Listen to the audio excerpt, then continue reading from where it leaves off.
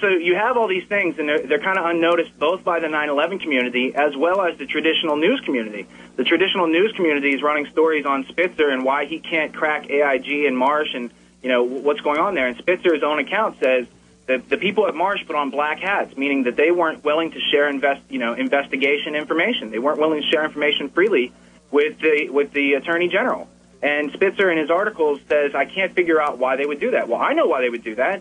Because there was a lot more to be seen, except beyond this little $100 million or $100 billion fraud or whatever that's going on. There was. I want to ask you. Exactly. We're going to get to that during the show as well. I have to ask you this: you got Kukowski now heading Kroll, the financier and the backer of Elliott Spitzer. Kroll, known as the CIA of Wall Street. Also, companies hire them for corporate espionage. It makes you wonder if Spitzer was thrown a few bones. I mean, this is how the mafia and the FBI, work together with informants. They give you a few tips, you leave them alone. One of those deals. And it makes you wonder if Spitzer and some of the targets were provided by Kroll and their corporate espionage in order to keep him fat and happy. And maybe he just got a little too big for his own head, and they had to finish him off with the prostitution allegations. It seems all rather convenient. That's actually very interesting because the night that he was busted, right before he was busted, Spitzer penned an article for the Washington Post. And this article, you can look it up. I'll put it up on the website as well. But this article basically cracks down on how the government's bailing out all these predatory corporations and all these predatory lenders when they should be letting them go out of business. And as soon as Spitzer prints the article, then he gets hit with the media. Hold on to that because we're having trouble hearing you over the music. Let's come back. We'll pick up with Spitzer. Right on. That is Richard Andrew Grove with us on the program today, 8thestate.com. You can go there and check out a lot of this information for yourself. We'll be going into 9/11 and now the economic 9/11 and the fallout from all of that. Problem, reaction, solution. Deadline Live, I'm Jack Blood. Well, now I must leave now, but I really hope to see you tomorrow.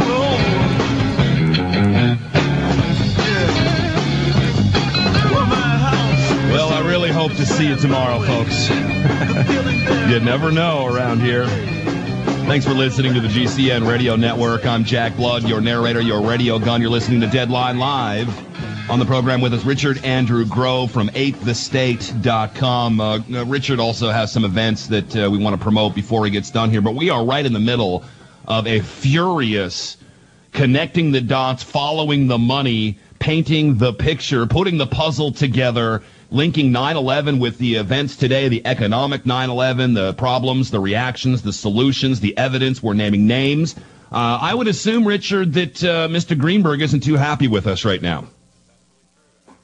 Before he wouldn't be happy with us, he'd have to be unhappy with, Peter Dale Scott, a professor of University of Southern California, or guys like Jerry Mazza, who's written several great articles exposing, in literary terms, here's the evidence, here's the links, read through it. So it's not just us who's talking about this out there. Yeah, I just get a little nervous that I might get a visit from Kroll. Let's go back to Elliott Spitzer. We cut you off there at the end, and I want to make sure people heard what you said. And then let's ask, what happens to Kroll with this reshuffling of the financial deck and the bailout of the Fed and who might control it. But let's go back to Spitzer and finish that up. All right. So as we mentioned, Spitzer's in the motions of making an investigation. AIG and Marsh counter by putting a guy who Spitzer has to basically acquiesce to. And so that whole investigation is a sham. And because of Spitzer, and, it was him and Rudy Giuliani and Patrick Fitzgerald, and all these guys worked under New York City District Attorney Robert Morgenthau, who has been the District Attorney of New York since the French Connection. And therein you sort of have a group of people who learned that, there's drugs being traded and there's mob people involved, so they fake prosecute the mob. In essence, they do a merger.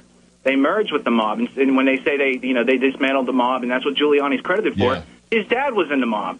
And so when you understand the drugs are still coming in greater and greater numbers, and that, the United States economy is laundering approximately $1 trillion through the stock market.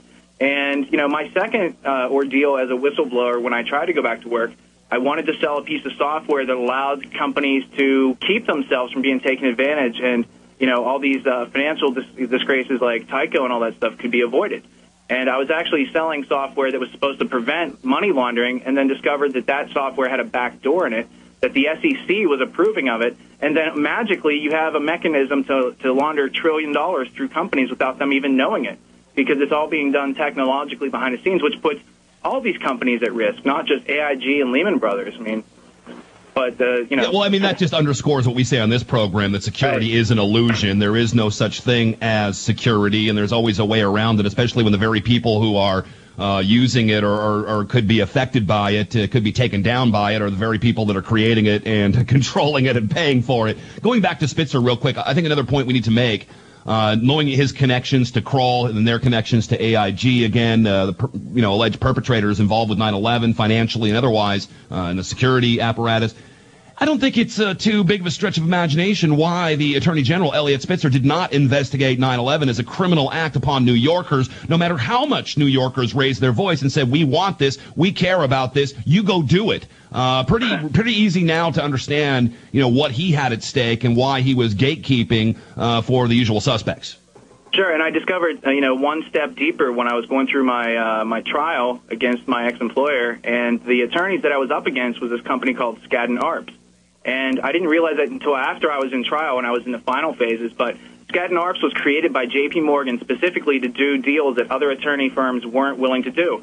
And Skadden Arps, managed the Iran-Contra deal. They managed BCCI and got these guys all off the hook.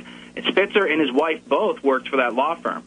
And so when you have these things coming full circle, and I'm realizing this, that I'm pointing out money laundering, and who does the company go to get defense? This other company that's an attorney firm that's professionally there to obscure all these things from public view. They're also the same law firm that defends the airlines from the victims' families in 9/11. So when you have all of these things coming full circle so fast, it's a small group of elite people who just have access to information, and they're doing things that normal people on the street either can't comprehend or can't just believe. Their belief stops them. But if you take even one more step back, you look at BCCI, and one of the key figures in BCCI was this guy named Clark Clifford. Now, Clark Clifford, if you go back to the creation of the CIA and the OSS and National Security Act of 1947, Clark Clifford created national security, that term. And whenever that term is invoked, 90% of the time it's used to cover up the drug trafficking that is the backbone of our economy. And AIG, of course, the allegations of them working with the CIA and smuggling dope, and it really just all fits together so nicely. I don't know why we can't just tie a bow on it and start the subpoenas and the investigations. Well, and there's so much information that it's even hard for me to represent in this short amount of time. But this is what we've been investing our time into behind the scenes, is connecting the money laundering. If you follow the money, you find the people who did all this. Because when AIG is crumbling and it's being bought up by the Federal Reserve, well, those are still the people who are behind 9/11. Those are the same people who created the currency, and that was because J.P. Morgan in the late 1800s and early 1900s bailed out this country 3 times, and then the people realized Wall Street has too much power. So these guys create a bank secretly, and they tell people, hey, this is federal, it has a reserve. Everyone buys into it. J.P. Morgan then creates the Council on Foreign Relations to put editors in all the newspapers, and therefore they've controlled our media for the past 80, 90, 100 years. It doesn't help that General Electric makes profit off of the wars that they're selling in order to continue their domination. Another connection into 9/11 with Maurice Hank Greenberg. He was deeply involved in the Chinese trade. And by Chinese trade, we pretty much mean heroin, but it means other things, too. In the 80s, where one Henry Kissinger was one of his representatives. And, of course, Henry Kissinger, they attempted to appoint him as the head of the 9/11 Commission until the Jersey Girls started asking questions about his client list in Saudi Arabia. And I would point out that L. Paul Bremer also worked for Kissinger Associates. So these guys, it's a small clique of people who've worked together behind the scenes, and they're just doing things that are beyond public awareness. And once you put the spotlight there and explain what's going on, it might not be the sexiest information, but it follows the money, it has real SEC documents behind it, and you can get to perpetrators who were profiting from the deaths on 9/11 and the war. Why don't you just believe in all of these coincidence theories stacked on top of each other by the millions? What's wrong with us, Richard? Why don't we just buy into all these coincidence theories and then just give up all of our freedoms and go work for minimum wage somewhere? I mean, why aren't we just going with the program here? Because I realize that by people invoking plausible denial, that they create an illusion. And anytime somebody's hiding or censoring a piece of information from you to keep you from figuring it out, It means they want to make you ignorant to profit from your apathy and laziness because you won't go look for yourself. And they have a maxim that says, let he who would be deceived be deceived. Meaning, if you're not smart enough to see that the three card monte is a shell game and you're getting taken advantage of, if you find that entertaining, they're going to keep taking your money. And that's what we really have to do, is educate ourselves, turn off the TV, start reading some books, talking to each other, and learning some things from experience directly and not from the TV, because the TV is, based around profit. And profit depends on your ignorance, and that's how everything out there runs. We got all of these names. Frank G. Wisner Jr., board member of Kroll, currently was Greenberg's deputy chairman of external affairs. His father was the founder of the CIA, who killed himself over the scandal from his being duped by British Soviet masters by Kim Philby. Frank Wisner Jr. is a director of George Bush-linked Enron.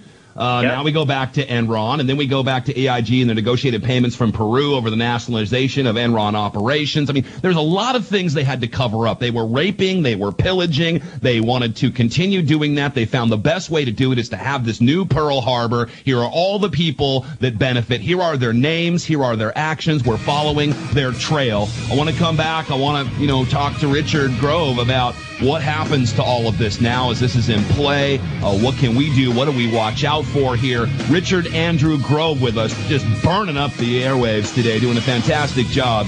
8thestate.com. Richard Andrew Grove will also talk about the events he's about to do. Stay tuned. I'm Jack. A couple of things here real quick. For those of you living in Austin, Texas, or anywhere, Jim Marrs, the great Jim Marrs, great investigative reporter, a best-selling author, coming here to Austin, Texas this Saturday, 6 o'clock at Brave New Bookstore, the physical location 1904 Guadalupe here in Austin, Texas, right across the street from UT, and coincidentally enough, right under the Chase Bank Building. It is the bunker under Chase Bank Building. Brave New Bookstore. They have all the videos, all the books that you hear about on this program. They will be streaming this PowerPoint event where Jim will also be signing a lot of his books. His newest book about the Nazification of America. Of course, has done books about false flag terror, et cetera, JFK. He's got it all. He's got all the goods.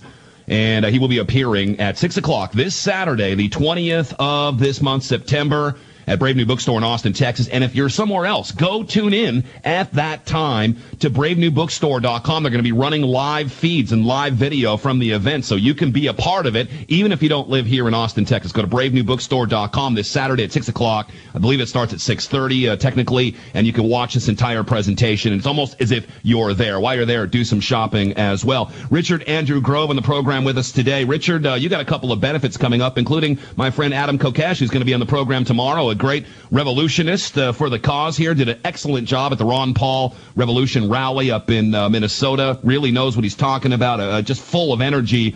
He is with the Iraqi Veterans Against the War. You're doing a benefit and finding ways to benefit that group and the Feel Good Foundation by John Feel. Quickly tell us about that if you could. Oh, sure. The films we've been producing this summer, there's 3 films we've produced. 2 of them are already released. You can see them online for free, but if you want a DVD, you have to donate $50 or more to one of the soldier organizations or a first responder organization. You email us the receipt, we send you the DVD at our own cost. And what we're working on right now is a play called The Veteran Dialogues. And it's kind of, a spin-off of that play, The Vagina Monologues, only it's more than one person on stage.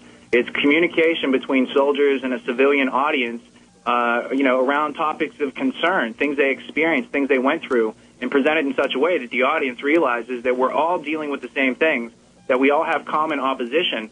And as long as there's such cognitive dissonance in this country about the war, you can't get the war stopped. So our goal is to take that demographic which strongly supports the war and let them hear what soldiers are actually saying and actually going through. And to do that, I've had a writing partner over the last couple of weeks named Mike Sires, who's part of IVAW, and he's part of We Are Change Florida. And we wrote a screenplay for the American Zoetrope contest based on some of the footage he shot at IVAW out in Minnesota at one of their meetings. And then he's working with me on this play. And so we're doing everything we can to both educate the public to what's really going on and, to turn off their TVs and listen to these soldiers because they're dying to, to hear your, they're dying to get your attention, literally. Yeah, literally. And, so donate $50 to IVAW or the Feel Good Foundation. Show that to Richard and his people. They'll get you a bunch of the films, hard copies of the films that they make, including the film To End All War.